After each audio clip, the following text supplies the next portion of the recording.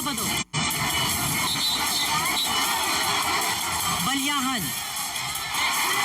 Tulakan, at Siksikan.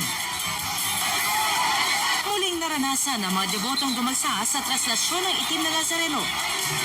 Lalaking umahatak ng lubid ng andas, patay daw dahil sa seizure sa gitna ng traslasyon. Dandang pang deboto, hinimatay at nasugatan. Isang buntis, isinugod sa ospital. Isa namang deboto, tumalon mula sa tulay. Ilang malalapit na kaibigan at anak-anakan sa showbiz ni Kuya Germs, emosyonal nang alalahanin ng Master Showman.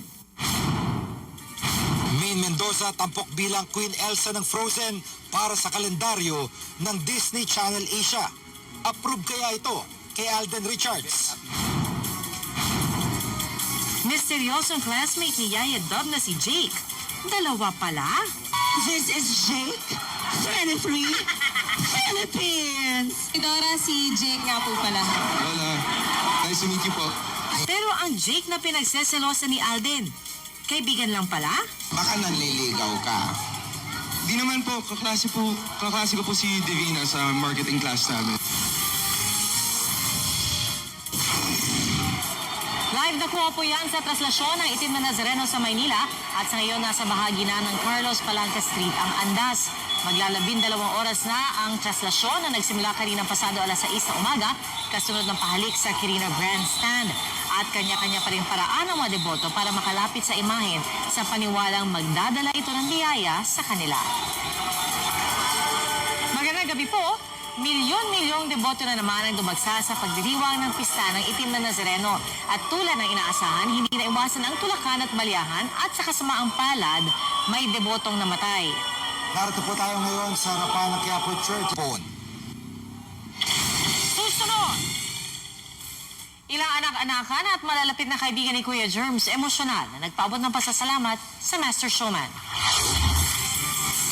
Maine Mendoza tampok bilang Elsa ng Frozen sa kalendaryo ng Disney Channel Asia. At Jake na pinagseselosa ni Alden, hindi naman daw pala naliligaw kay Yaya Dub. Tutukan lahat na yan dito sa 24 Oras Weekend. Susunod!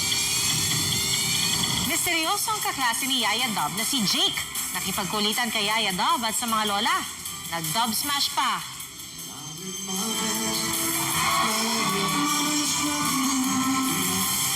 Tutukan yan dito sa 24 Oras Weekend.